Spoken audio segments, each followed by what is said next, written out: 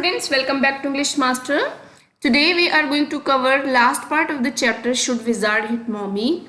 So till here we had learned in the chapter that wizard had changed the smell of Roger's skunk into the smell of roses, and he was so happy. Even other creatures were also happy when he reaches home and he sees that unexpectedly his mother starts hitting him and asking him who is the one who made him smell like roses. When he answers, the mother takes him to the wizard and she wants him to hit him and wants to change the same smell because it was their traditional smell which she didn't wish to bring a change in it. तो हमने कहानी में यहाँ तक पढ़ा था कि जो रोजर स्कंक होता है उसमें गुलाबों की खुशबू आने लगती है, वो खुश हो जाता है, बाहर जाता है, सारे क्रीचर्स उसके साथ खेलते हैं, सब खुश हैं, लेकिन खुश कौन नहीं है? स्टोरी में ट्विस्ट कहाँ आता है? जब वो घर पहुँचता है और मदर उसकी स्मेल से खुश नहीं होती, इंस्टेड उसको लेकर जाती है और कहती है कि वो अब विजर्ड को पीटेगी और डंडा मारेगी और उससे कहेगी कि उसने उसकी ट्रेडिशनल स्मेल को चेंज क्यों किया। तो यहाँ हम आगे बढ़ने से पहले एक चीज़ समझ लेते हैं कि यहाँ दो तरह के जो हैं आपको देखने को मिले ओपिनियंस।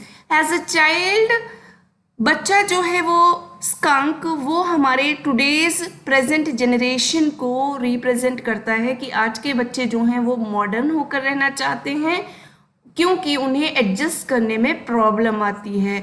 बट दूसरी तरफ हम जो मदर देखते हैं वो कैसी है?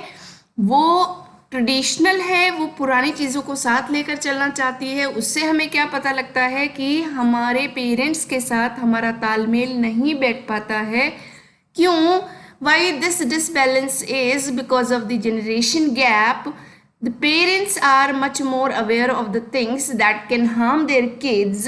On the other hand, kids cannot handle the situations outside alone because the changed world is totally different of the thinking of their parents.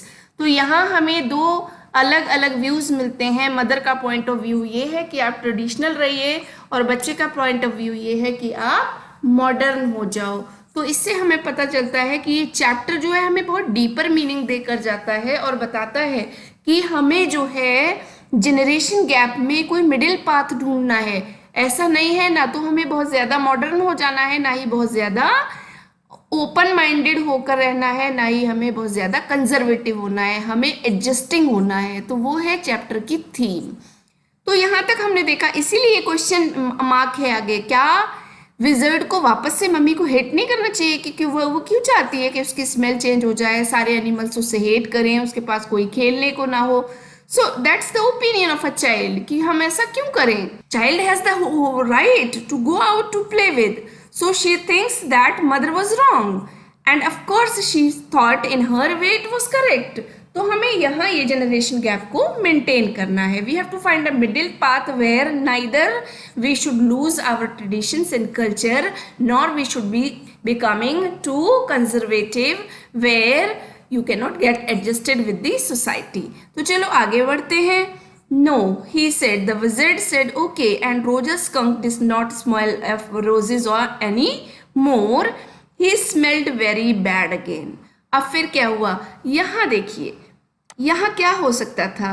वो बैड स्मेल की जगह कौन सी? कोई भी स्मेल नहीं लाती। अगर मदर चाहती तो ये मिडिल पाथ निकल सकता था कि बजाय बैड स्मेल के उसके पास से कोई स्मेल नहीं आती तो at least other animals and creatures could play with him. But instead, what she did, she became too conservative and she wanted him to smell bad as it was their traditional smell. तो ये हमें दिखाई देता है कि हमारे parents कई जगह पर बहुत कंजर्वेटिव हो जाते हैं और वो मॉडर्न भी नहीं होते, ना ही मॉडर्न होने से उन्हें लगता है कि कोई फ़ायदा है। तो ये सोच का डिफरेंस है। But the other little so here we can see a lot of gaps. This is what the father is taking gaps. John, it's daddy's story. Shall daddy not tell you any more stories? Her broad face looked at him through sifted light, astounded. Astounded means आश्चर्यचकित होकर। This is what happened then. तो वो यहाँ उसको लगता है कि daddy अब चुप हो गए, कर रहे हैं, तो उसको लगता है कि स्टोरीज में आगे नहीं है। और उसने डैडी ने उसका बोर्ड फेस देखा because she did not like the way the wizard treated the child. John, it's daddy's story. Shall daddy not tell you any more stories? Her broad face looked at him through sifted light, astounded. This is what happened then, Roger. और जैसे ही उसने पूछा ये daddy की story है क्या, daddy मुझे और स्टोरी नहीं सुनाएंगे, उसका फेस जो था ब्रॉड फेस वो एस्टाउंडेड आश्चर्य में भरा हुआ लगा. This is what happened then. तब क्या हुआ, ये क्या हुआ. Roger skunk and his mommy went home and they heard woo woo woo woo and it was the choo choo train bringing daddy skunk home from Boston. तो उसने क्या बताया, स्टोरी जो थी वो हमेशा एंड कैसे होती थी कि फादर जो होता था वो बोस्टन से वापस आया करता था. तो इसका मतलब यहाँ आकर स्टोरी एंड हुई.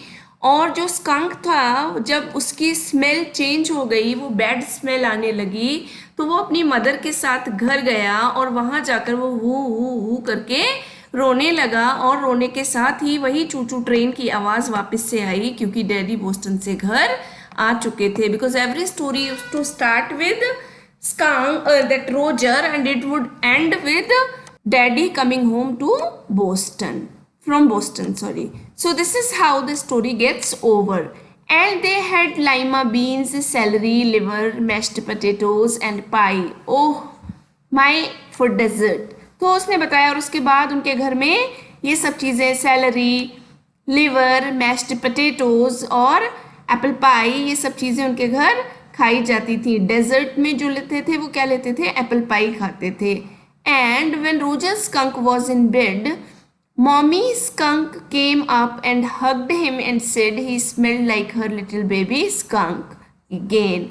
और यहाँ हम देखते हैं कि मदर जाती है और स्कंक को अपने गले से लगा लेती है और कहती है, नाउ मेरा बच्चा, अब तुम बिल्कुल वैसे ही स्मेल करते हो जैसे कि तुम्हें करनी चाहिए. So this shows that mother had the same notion in her mind that the child should have the same traditional smell and it shouldn't be changed no matter he faces difficulty in living his life outside or not. And she loved him very much and that's the end of the story. तो यहाँ पता चलता है कि उसकी smell, bad smell वापस लाने पर वो बहुत खुश होती है और इस तरह से जो स्टोरी है वो खत्म हो जाती है. But daddy, what? Then did the other little animals run away? अब ये क्वेश्चंस कौन कर रहा है, ये क्वेश्चंस करती है हमारी कैरेक्टर जो, कि आपको क्या लगता है डैडी, जब उसकी स्मेल चेंज हो गई तो दूसरे एनिमल्स तो उसके पास से फिर भागने लगे होंगे. तो कहता है no, because eventually they got use to the way he was and did not mind it at all. तो उसने बताया कि नहीं, देखते देखते उनका क्या हुआ, वो यूज टू हो गए कि इसकी स्मेल ऐसे ही है और अब उन्होंने उसको माइंड करना बंद कर दिया. What is even Shiladi in a little while? That was a stupid mommy. तो उसने कहा ये कौन थी, stupid mommy थी. तो वो कहती है लेकिन उसने ऐसा क्यों किया, वो मदर उसको पसंद नहीं आई. As a child, her thinking was totally different of her father or the mother who was there in the story. It wasn't, he said with rare emphasis, and believed from her expression that she realized he was defending his own mother to her or something as odd. Now I want you to put your big heavy head in the pillow and have a good long nap. Nap means नींद. उसने जब कहा कि वो mother stupid नहीं थी, उसने ऐसा क्यों किया, उसको स्मेल चेंज नहीं करानी थी, तो उसने कहा ऐसा नहीं था. और उसके ऊपर उसने रेयर एम्फेसाइज, उसने उसके ऊपर जोर डाला क्योंकि उसे बिलीव था कि जो उसकी एक्सप्रेशन है वो उसकी अपनी मदर को डिफेंड करने के और समथिंग एज ऑड या फिर डिफरेंट करने के लिए नहीं होंगे. I want you to put, इसलिए उसने क्या सोचा कि वो अपने नोशंस को चेंज नहीं करता. As a father he has complete right to give his children correct way of living. As per him, mother was right. तो उसने उसको अटेंशन को डाइवर्ट करने के लिए कहा कि अब अपना पिलो उठाओ और जाकर सो जाओ, because mother was correct on her way. He adjusted the shade so not even a crack of day showed and tiptoed to the door in the pretense that she was already asleep. But when he turned, she was crouching on the top of the covers and staring at him. Hey, get under the covers and fall fast asleep. तो उसने देखा कि बच्ची जो है बेचैन है, वो अपने टोस को कर्ल कर रही है, मोड़ रही है और वो क्राउच कर रही है, कवर के ऊपर अपने नेल्स से जो है वो उसको खसोट रही है और वो सो नहीं पा रही है. तो उसने देखा और उससे कहा कि हे जल्दी से सो जाओ. Bobby is asleep. उसका ब्रदर सो चुका था. She stood up and bounced gingerly on the springs. Daddy, और वो खड़े होकर बहुत गुस्से से क्या किया उसने, वो उस पर उछलने लगी और बोली, what? Tomorrow I want you to tell me the story that the wizard took the magic wand and hit that mommy. मैं चाहती हूँ कि कल को आप ये स्टोरी मुझे दोबारा सुनाओ और मुझसे कहो कि विजर्ड ने क्या किया, वो मैजिक वॉन्ड लिया और मम्मी के सिर पे दे मारा. Because she did not like mother at all. Her plump arms chopped forcefully right over the head. और उसके बाद क्या हुआ, उसकी आर्म्स जो थी वो टूट गई जो उसके सर के बिल्कुल नीचे थी. No, that's not the story.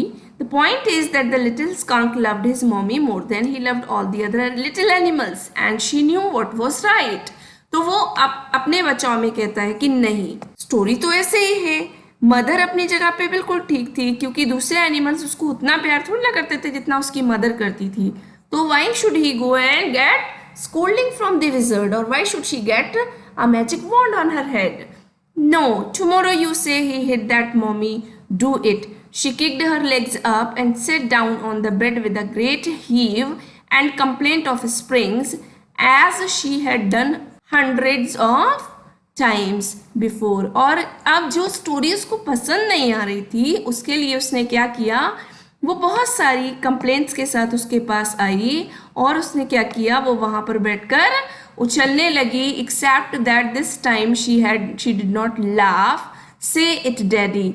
बस हर बार वो हंसती थी स्टोरी खत्म होने पर, लेकिन इस बार स्टोरी में वो हंसी नहीं. क्यों? क्योंकि ये स्टोरी एज एक्सपेक्टेड फिनिश नहीं हुई थी. तो उसने कहा, डैडी बोलो. Well will see. Now at least have a rest. Stay on bed, you are a good girl. अब वो उसको कन्विंस करने लगा कि ओके देखेंगे, अगर कल मुझे लगा तो मैं ये स्टोरी तुम्हें दोबारा शेयर करूंगा. And in the way you want. Let's see. Right now you go and sleep just like a good girl. He closed the door and went downstairs. Claire had spread the newspapers and opened the paint can, and wearing an old shirt of his own on top of her maternity smock, was stroking the chair rail with a dipped brush.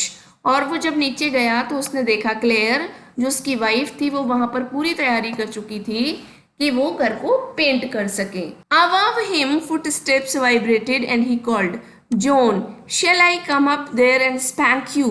The footsteps hesitated. अभी भी देखते हैं कि जो है वो बहुत बेचैन है, तो वो उसके पैरों की आवाज़ें सुनता है और उसको स्कोल्ड करता है और उसके पैरों की आवाज़ से उसे फील हो जाता है कि वो उससे डर गई है.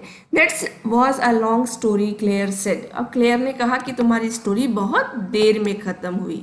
The poor kid, he answered, and with utter weariness, miss थकावट के साथ watched his wife labor the woodwork, a cage of moldings and rails and baseboards all around them was half old tan and half new ivory, and he felt caught in an ugly middle position.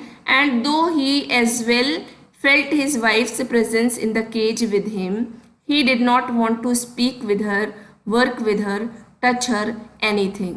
तो उसने देखा कि wife जो थी वो सारे कामों के साथ लगी हुई थी, चीज़ें उसके आसपास बिखरी पड़ी थी और वो एक अजीब सी मिडिल पोजीशन में फंस गया था जहां उसे ना तो ये समझ आ रहा था कि वो वाइफ के साथ काम करे, ना ही उसे ये समझ में आ रहा था कि वो काम ना करे.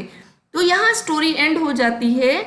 हमें पता चलता है इस स्टोरी से कि यहाँ पर मदर, फादर और जो तीन कैरेक्टर्स हैं वो उलझे हुए हैं. Father, he wants the story to end in the way he wanted to share with, and he ended in the same way, that the child skunk doesn't get the smell of roses back, and instead he cries and mother pacifies him. On the other hand, we see Jo, she did not expect the kind of story's end. She wanted her character to become happy and goes with the smell of roses, and if the mother wanted to change it, she wanted the mother to get scolding from wizard. तो यहाँ हमें पता चलता है कि parents को भी neglect करना बच्चों के लिए बड़ी बात नहीं है। अगर उन्हें लगता है कि उनकी मॉडर्निटी के बीच में कोई आ रहा है तो वही जनरेशन गैप है, तो उस गैप को फिल करना हमारे लिए ज़रूरी है।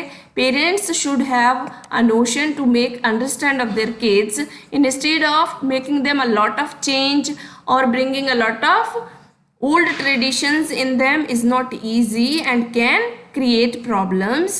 Instead, and even children should also have a notion that they should also not become too modern where they lose their own originality and authenticity.